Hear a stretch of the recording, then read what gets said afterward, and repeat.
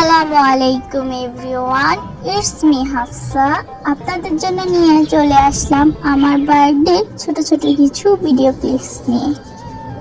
রাতে কেক এবং ডেকোরেশন সম্পূর্ণটা আমার জন্য সারপ্রাইজ ছিল, এই জন্য আমি ভিডিও ক্লিপস তেমন একটা নিতে পারিনি।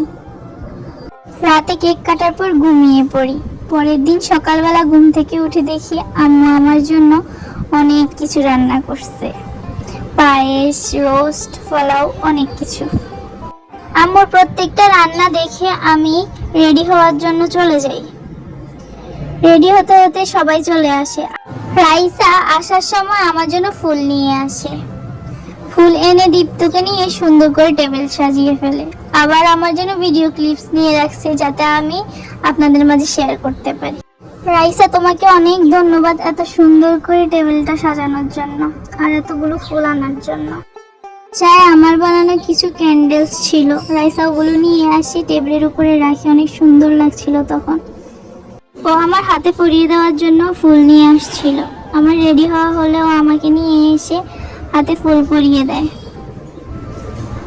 ফুল পরানো হলে ও আমাকে টেবিল দেখানোর জন্য নিয়ে আসে। টেবিলটা অনেক সুন্দর হয়েছে সাজানো। তারপর ও বার্থডে কেক নিয়ে আসে। কেকটা যদিও আমি বানিয়েছি। কেকটা কেমন হয়েছে সকলে কমেন্ট করে জানাবেন। তারপর আমি কেকের সকল ক্যান্ডেলসগুলো জ্বালিয়ে দিই।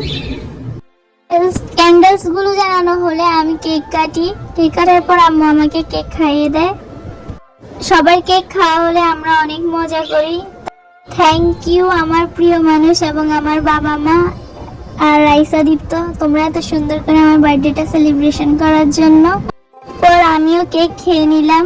এরপর আম্মু সবাইকে খাবার দিয়ে দিল টেবিলে এবং আমিও খেতে বসলাম। আজ এখানেই আমার বার্থডে ব্লগ শেষ করলাম। কেমন হলো কমেন্টে জানাবে।